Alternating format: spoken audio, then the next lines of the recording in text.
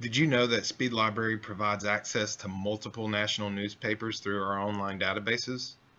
These include the Chronicle of Higher Education, the New York Times, USA Today, and the Washington Post. So whether you need a newspaper article for a research paper or you'd like to keep up with current events, searching for a newspaper article in one of our databases can save you the cost of an expensive subscription fee. Begin searching a database, it's important to note that the media landscape has changed drastically in the past 15 years.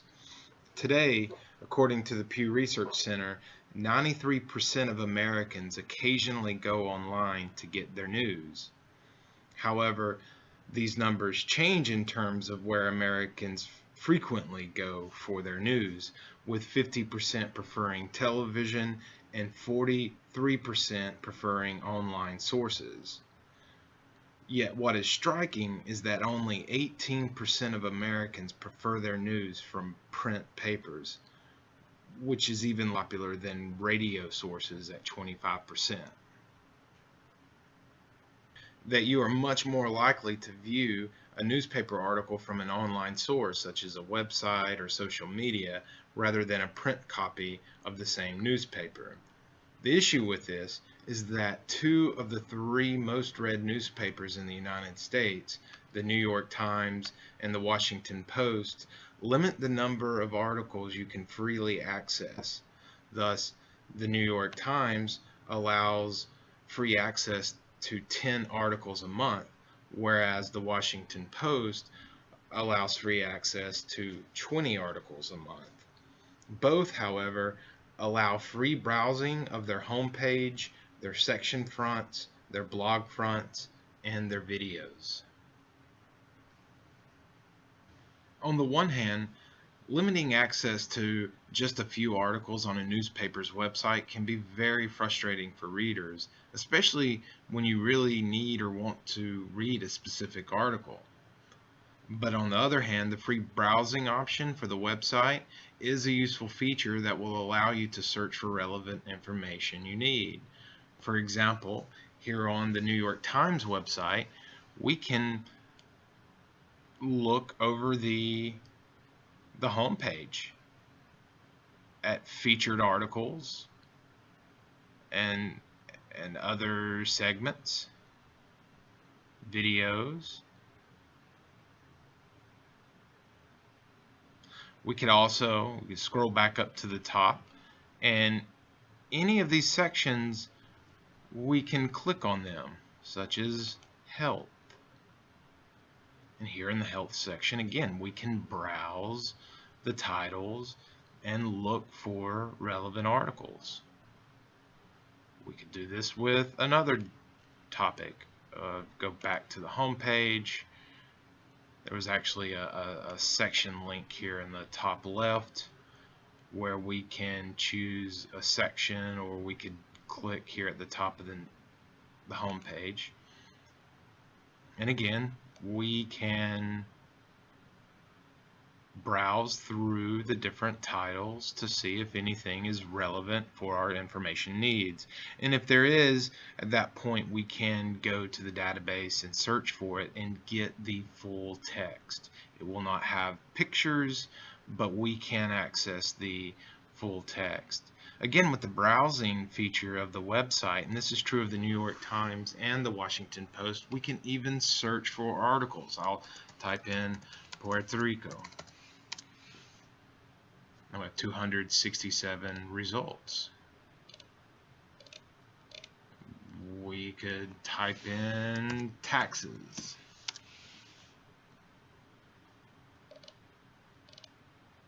We have 4,309 results. Again, the browsing feature is useful, and it allows us for free to examine a website, a newspaper's website, to find articles that we would like to follow up on and read the entire full text. But from the website, when you click on an article and you've already reached the number of free articles you have for a month, they're not going to allow you to access the entire article. And this is very frustrating, again, when you want to read an article. However, as we've mentioned, browsing allows us to know what's here, and once we know what's on the website, we can then go to the databases and find the specific article we want to read. There's one not so well-known problem that will complicate your search, yet the problem is easily addressed once you're aware of it, and it's why we've produced this video. The problem is that the titles of newspaper articles are changed when uploaded to a website. Let me illustrate this with an example from the USA Today, which is the most read newspaper in the United States. Speed Library offers access to the USA Today in print, which makes it a useful option to demonstrate the change in titles. Look at the bottom of the page for the September 27 issue. The article is titled, "Miserable Flu Season May Be Around the Corner." Here's the same article on USA Today's website. Note the new title is slightly different from the print title. The print title, "Miserable Flu Season May Be Around the Corner," on the web it becomes "Miserable Flu Season Possible, and Hurricanes and Wildfires May Be a Factor." The article is the exact same article, and you can note just below the title that it even has the same author. Other than the first three words, the titles are completely different. This poses a significant obstacle for those who see an article on a website and wish to read it in a database, because databases actually index the article according to its print title and not its website title.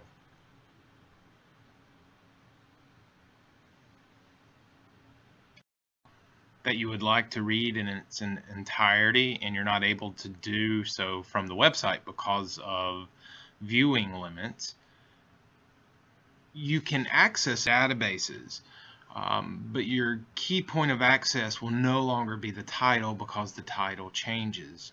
The two points of entry that we'll use to find a newspaper article in a database will become the date of publication and the author's name.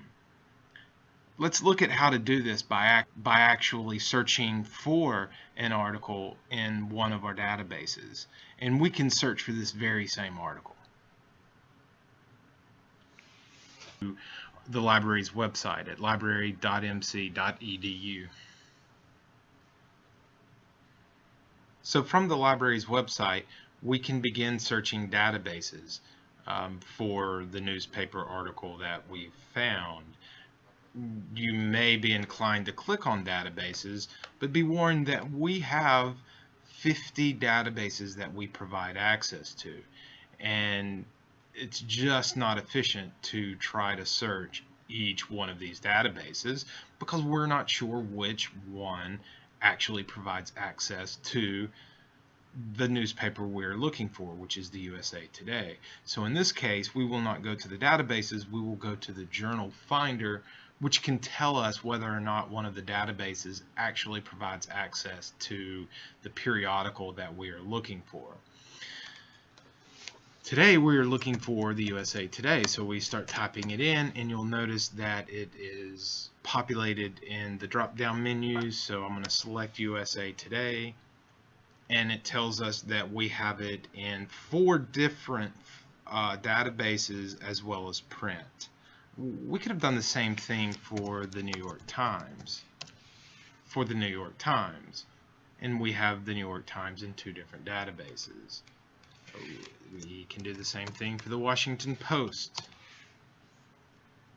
which we have in 3 different databases. But again, we're interested today in the USA Today. And it is important to realize that next to the title of the databases, it indicates the date range for the periodical that we're looking for. So if we're looking for something before 19 '89, we're not going to have it. If it's something before 2002, we may have it in LexisNexis, but not Academic Search Premier. For our purposes, we're looking for an article that was published in September of 2017, so we will have it certainly in LexisNexis and Academic Search Premier. MAS Ultra ends at 9/27, although it should have it as well. So when you're ready to search a particular database from the Journal Finder, you just click on the title, and that will take you to the detailed description for this database. From this point, we can simply go to a particular date, or we can search within this publication. And note that it's already included in the search bar. The keywords for USA Today. We're going to click on Advanced Search so we can add additional search terms. Now remember, our titles changed from the print to the website, so we cannot use the website's title because it's not indexed in the database. So two things we can use are the date of publication and the author's name. Let's begin by using the author's name, Karen Weintraub. So we'll go back to the website, and I'm just going to enter Weintraub. And it's populated in the drop-down menu. And here, it's our second search result. Miserable flu season may be around the corner. So we can click on the title to get a detailed description. And then just below, we have the full text of this very short article. And that is how you search for a newspaper article that you found online in one of our databases. So, good luck with your searches, and remember, in the future, if you have any questions, you can always ask a librarian, and we have a link on our webpage where you can ask us any question.